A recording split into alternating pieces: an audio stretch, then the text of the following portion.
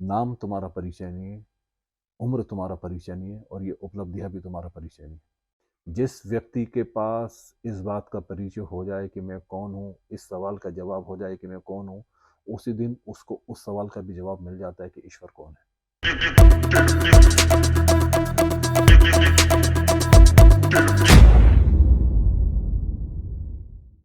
Hello everyone, मैं हर्षिता एक बार फिर से आ गई हूँ एक नए एपिसोड एक नए सवाल के साथ with one and only Dinesh Parihar sir के साथ।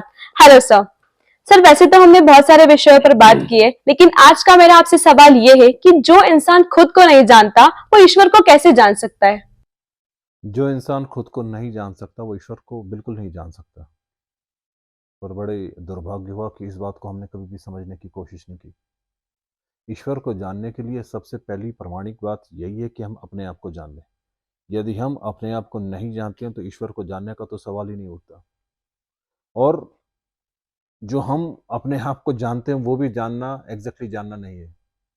एक छोटे से इंसिडेंट से इसको समझने की कोशिश करते हैं, जिससे आप समझ पाएंगे कि आप जो अपने आप को जानते हैं वो एग्जैक्टली जानना पूरी तरह से रॉन्ग है। एक राजा हुआ। जब वो 50 वर्ष का हो गया तो उसको एक ही आकांक्षा थी कि कोई साधु संत, कोई फकीर उसे ईश्वर से मिलवा दे।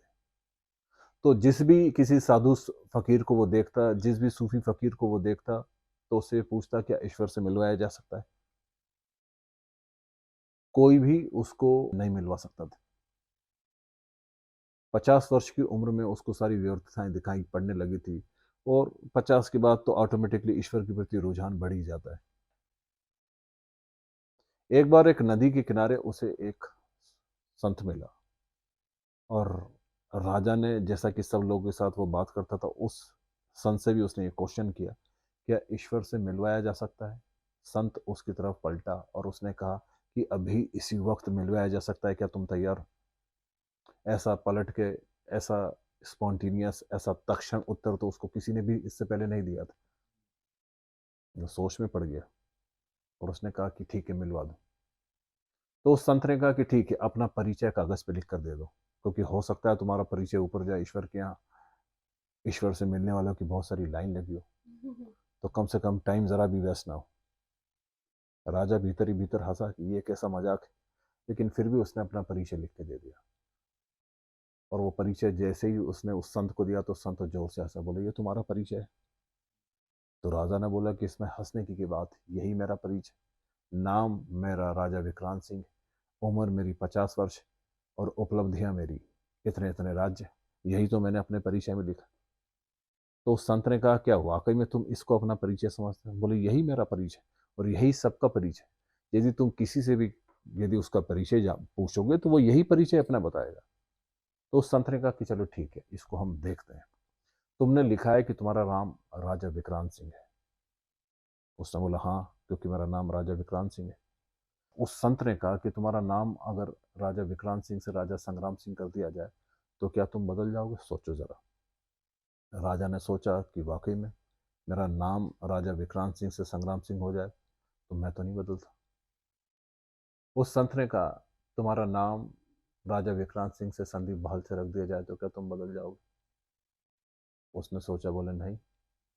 राजवर्धन सिंह यदि रख दिया जाए तो क्या तुम बदल जाओगे। अबीर शर्मा रख दिया जाए तो तुम बदल जाओगे।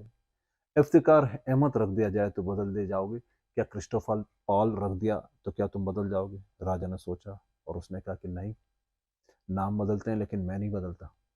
मैं तो एक कंटिन्यूटी हूँ, मैं तो एक सासत्व हूँ। नाम बदलते से मैं नहीं बदलता। तो उस संत ने कहा तो फिर एक बात पूरी तरह से तय हो गई कि नाम बदलते लेकिन तुम नहीं बदलते, इट मीन्स कि नाम तुम्हारा परिचय नहीं। उस राजा ने कहा हाँ, मैं एग्री करता हूँ। उस संत ने कहा कि तुमने दूसरी बात लिखी है, वो ये लिखी है कि तुम्हारी उम्र है 50 साल। बोले हाँ, यही मेरी असलियत है। उस संत ने कहा क्या 40 के थे तुम जब कुछ और थे। राजा ने सोचा, बोले नहीं, 40 का भी मैं ही था, 50 का भी मैं ही। उस संत ने कहा जब 25 के थे जब कुछ और थे, जब जवान थे। राजा ने कहा नहीं, मैं ही था। जब तुम छोटे से बच्चे थे 5 साल के, जब तुम कुछ और थे। बोले नहीं, मैं ही था। क्या तुम 60 के जाओगे या 75 का हो जाओगे तो क्या कुछ और हो जाओगे। राजा ने कहा नहीं, 5 का जो था वही 25 का हुआ, 25 का जो हुआ वही 45 का हुआ, 45 का जो हुआ वही अभी 50 का, और वही 60 और 75 का हो जाएगा। तो संत ने कहा फिर एक बात और क्लियर हो गई कि उम्र बदलती लेकिन तुम नहीं बदलते हो, तो उम्र भी तुम्हारा परिचय नहीं हुआ।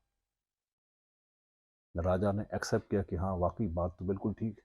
उस संत ने कहा कि तुमने अगली बात लिखी है कि तुम 15 राज्यों के मालिक हो। उसने बोला हाँ मैं 15 राज्यों का मालिक हूँ।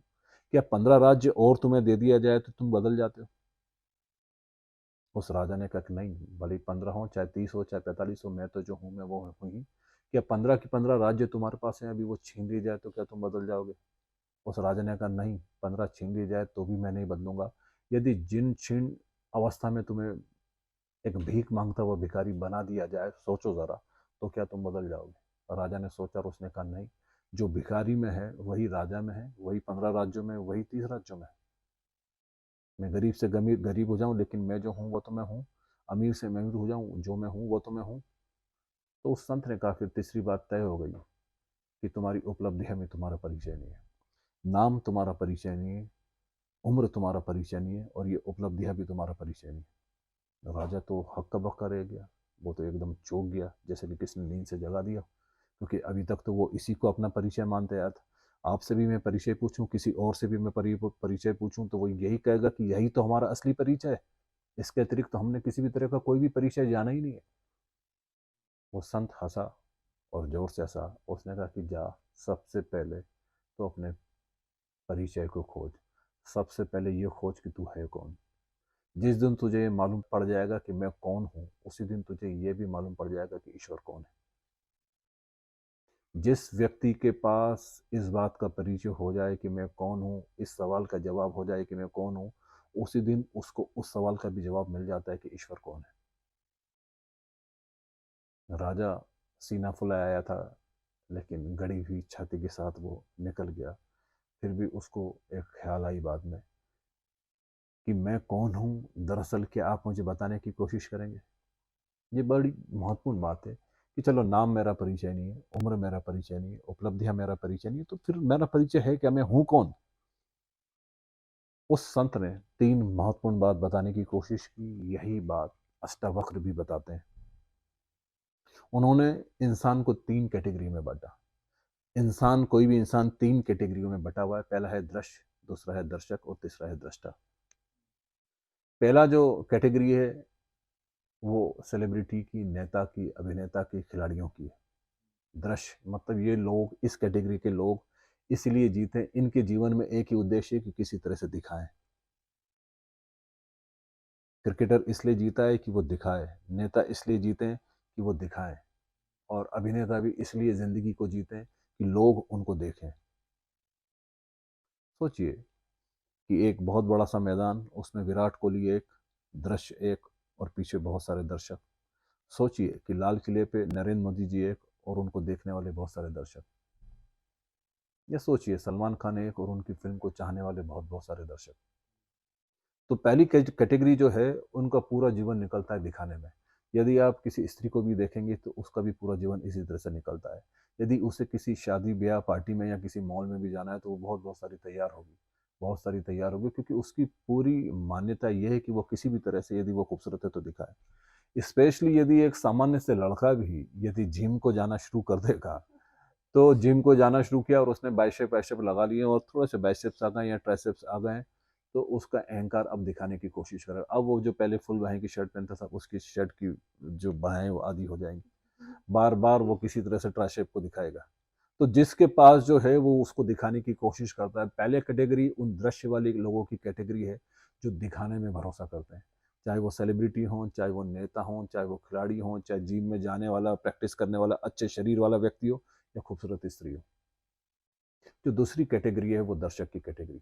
जब दृश्य यदि पहली कैटेगरी में होगा तो दर्शक तो होंगे ही। तो दूसरी कैटेगरी के लोग वो हैं जो देखने में उत्सुक हैं। यदि एक लड़की खूबसूरत किसी शादी समारोह में जा रही है तो निश्चित रूप से वो लड़की यदि खूबसूरत है, वो दिखाना चाहती है, तो देखने वाले बहुत सारे 17, 18, 19, 20 साल के लड़के वहाँ मौजूद ही, दोनों का सामंजस्य बन जाता है। नरेंद्र मोदी जी यदि कुछ बताना चाहते हैं, दिखाना चाहते हैं, तो बहुत सारे दर्शक उनके आसपास। विराट कोहली यदि मैदान में खेलने लगा है, दृश्य यदि वो है, तो दर्शक उसके बहुत सारे लोग। दृश्य वो लोग हैं जो अपनी कहानी खुद लेते हैं, लिखते हैं। दर्शक वो लोग हैं जो दृश्य वाले जो लोग हैं उनकी कहानियों को दिन रात गुजारते हुए, सुनाते हुए अपने जीवन को गुजार देते हैं। दोनों का आपस में सामंजस्य मिल जाता है। दृश्य होने के लिए बहुत सारी मेहनत करने की ज़रूरत है, क्योंकि आकांक्षा इतने सारे लोग हैं दिखाने की। दर्शक होने के लिए कुछ भी मेहनत करने की ज़रूरत नहीं। बस मैं क्रिकेट नहीं खेल सकता तो मैं विराट कोहली को चुन लूँ, मैं नेता नहीं हो सकता तो मैं नरेंद्र मोदी जी को चुन लूँ, मैं अभिनेता नहीं हो सकता तो मैं सलमान खान जी को चुन लूँ, मैं डांस करना नहीं जान सकता तो मैं प्रभुदेवा को डांस को देख लूँ। ये सबसे आसान तरीका है। तो पहले जो लोग हैं, वो जो दृश्य हो गए हैं, वो एग्जैक्टली एक वस्तु हो जाते हैं, वो वस्तु की भांति इस दुनिया में जीते हैं। दूसरे जो लोग हैं, ये केवल उस वस्तु को देखने वाले लोग होते हैं। और तीसरी कैटेगरी जो है वो दृष्टा की है। दृष्टा यानी देखने वाला। अब देखने वाले से एक भ्रम पैदा होता है कि दर्शक भी देखने वाला और दृष्टा भी देखने वाला, लेकिन दोनों में एक बहुत खास और गूढ़ अंतर है। दर्शक जब देखता है, जैसे कि आप सिनेमा हॉल में किसी फिल्म को देखने गए, तो दृश्य में वो विलीन हो जाता है। दृष्टा जब देखता है तो वो दर्शक या दर्शक में विलीन नहीं होता, वो जो देख रहा है उसको भी वो देखता है। दरअसल यदि आप ये कहेंगे कि हम कौन है, तो मैं कहूंगा हम हैं देखने वाले। लेकिन हम सारा दुख उठाते हैं कर्ता बन के, करने वाले बन के। एग्जैक्टली हम हैं देखने वाले। कर्ता तो वक्त के साथ साथ गुजर जाता है। जैसे वो राजा ने अपना परिचय दिया, 5 साल के थे जब तुम कुछ और थे। यदि तुम बचपन ही होते तो बचपन के साथ गुजर चुके होते तुम, लेकिन तुम बचपन नहीं थे। तुम जवानी होते तो जवानी के साथ गुजर गए होते। तुम यदि कल थे तो कल जो तुमने कृत्य किया, कल जो तुम क्लास में आए, वो क्लास के साथ गुजर गए होते। तुम कर्ता नहीं हो, लेकिन कर्ता समझ के तुम सारी दुखें उठा रहे हो, और तुम्हारी सारी समस्या का समाधान हो सकता है यदि तुम कर्ता से मुक्त हो सको। सोचो उस कर्ता को जो कि वक्त के साथ गुजरते चले जा रहे हैं। सोचो उस लेडीज को जो कि प्रेग्नेंट थी और 10 से करहा रही थी। सोचो उस युवक को जो कि 10वीं को पास करके हर्षोल्लास मना रहा था। सोचो कि एक लड़की को जिसको कि दुनिया की सारी सारी रास्ते बंद हो गए थे और वो सुसाइड करने का सोच रही थी। सोचो कि तुम्हें कुछ चीज मिली थी और तुम आनंद से भर गए थे।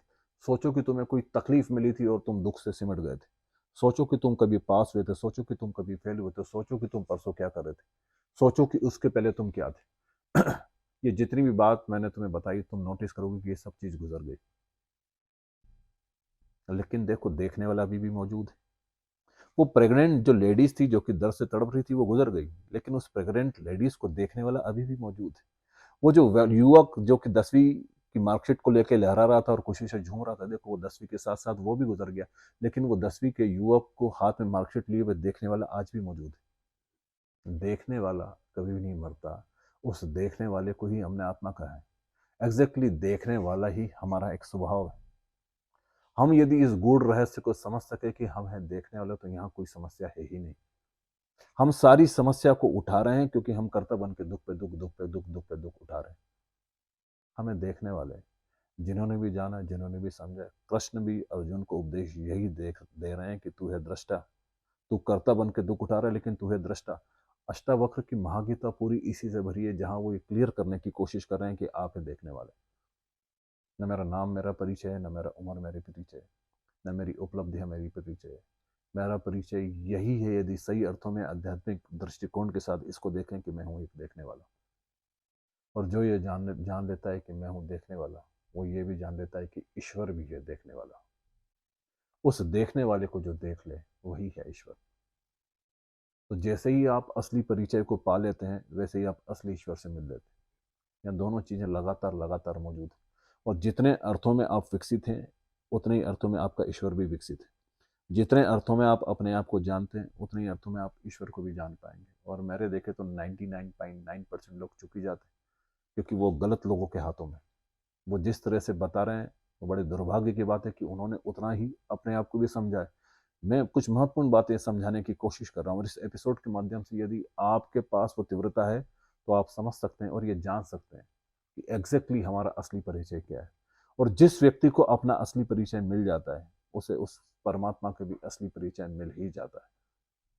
तो मुझे लग रहा है कि यही आपके क्वेश्चन का आंसर होना चाहिए।